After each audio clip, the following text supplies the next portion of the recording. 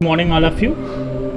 आज से मैं एक नया चैप्टर स्टार्ट कर रहा हूँ। साझेदारी खाते अध्याय 3 के अंतर्गत साझेदार का अवकाश ग्रहण, retirement of a new partner, जिसके अंतर्गत फर्म का कोई भी साझेदार अन्य सभी साझेदारों की सहमति से अथवा साझेदारों के आपसी अनुबंध के अनुसार अवकाश ग्रहण कर सकता है। यदि साझेदारी ऐच्छिक हो तो वह शेष सभी साझेदारों को अपने अवकाश ग्रहण करने की लिखित सूचना देकर भी अवकाश ग्रहण कर सकता है। इस स्थिति में जब कोई साझेदार फर्म से अवकाश ग्रहण करता हो तो फर्म के सामने निम्नलिखित दो समस्याएं उत्पन्न हो जाती हैं, जिसके अंतर्गत जो पहला समस्या है वह है निमित्त साझेदार की देय राशि की गणना किस प्रकार की जाए तथा उसका भुगतान किन पद्धति के आधार पर किया जाए। सबसे पहले यहाँ यह समझना आवश्यक होगा कि जो साझेदार अवकाश ग्रहण करता है उसे रिटर्निंग पार्टनर अथवा अवकाश ग्रहण करने वाला पार्टनर निवृत्त साझेदार कहा जाता है। वहीं पर जो साझेदार जो अवकाश ग्रहण नहीं करते हैं उनको कंटिन्यूइंग पार्टनर अर्थात रिमेनिंग पार्टनर एवं शेष साझेदार कहा जाता है। जब कोई भी साझेदार फर्म से अवकाश ग्रहण करता है तो निम्नलिखित अकाउंटिंग जो एडजस्टमेंट होती हैं उन पर ध्यान देना पड़ता है, जिसके अंतर्गत जो पहला पॉइंट है वह है नया लाभ विभाजन अनुपात। जैसा कि आप जानते हैं कि साझेदारी फर्म में जितने भी साझेदार उस फर्म से संबंधित होते हैं वे आपस में एक निश्चित अनुपात में अपने लाभ हानि का बंटवारा करते हैं। जैसा कि आप लोग साझेदारी प्रवेश के अंतर्गत पढ़ चुके हैं कि यदि कोई साझेदार फर्म में प्रवेश करता है तो इस स्थिति में जो पुराने साझेदार होते हैं अपने अपने अनुपात में से कुछ भाग उस नए साझेदार को देते हैं, जिससे कि उनका अनुपात कम हो जाता है।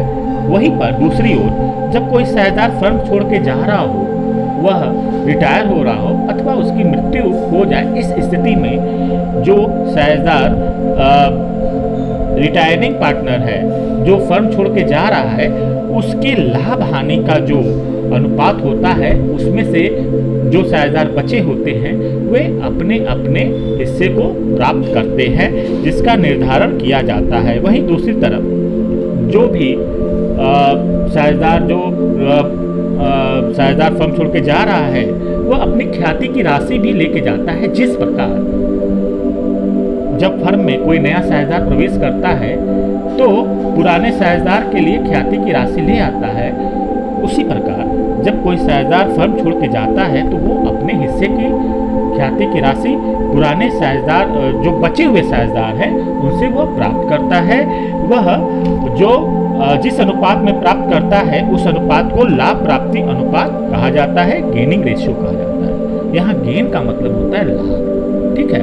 तो इस रेशियो को निकालने के लिए जो बचे हुए साझेदार हैं उनके नए अनुपात में से उनके पुराने अनुपात को घटा कर गेनिंग रेशियो को निकाला जाता है, जिसे मैं आने वाले जो भी प्रश्न हैं उसमें आपको विस्तार पूर्वक समझाने का प्रयास करूंगा।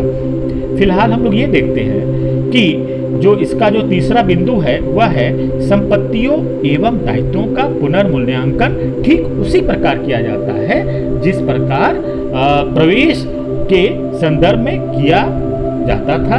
लेकिन यहाँ पर अंतर इतना सिर्फ है कि वहाँ पर पुराने साझेदार जो रिवैल्यूएशन होता था उसके लाभ और हानि को बांटते थे। यहाँ पे सभी साझेदार आपस में रिवैल्यूएशन से यदि कोई प्रॉफिट होता है अथवा लॉस होता है तो उसे बांट लेंगे। वहीं पर संचय, सामान्य संचय, संचय कोष एवं अवितरित लाभ को भी सभी साझेदार आपस में पुराने अनुपात में बांट लेंगे, ठीक है। उसके बाद यदि कोई बीमा पॉलिसी है तो जो फर्म छोड़ के जो साझेदार जा रहा है वो अपने हिस्से का इस बीमा पॉलिसी में से अपना हिस्सा प्राप्त करेगा। वहीं पर कृत्रिम संपत्ति अर्थात गुडविल अथवा पेटेंट इस तरह की कोई संपत्ति है जो कि बनाई गई फैक्टोरियस अथवा कृत्रिम संपत्ति है, उसका अपलेखन सभी साझेदारों के द्वारा किया जाएगा। ठीक है। फिर अंत में देय राशि का निर्धारण, अर्थात जो साझेदार फर्म छोड़ के जा रहा है, सेवानिवृत्त हो रहा है, उसको प्रदान करने वाली राशि का निर्धारण किया जाएगा और उस राशि का भुगतान उसे किया जाएगा। और यदि प्रश्न में पूंजी का समायोजन दिया गया हो तो पूंजी का समायोजन भी करना होगा। तो इसी के आधार पर हम लोग आने वाले प्रश्नों को हल करेंगे।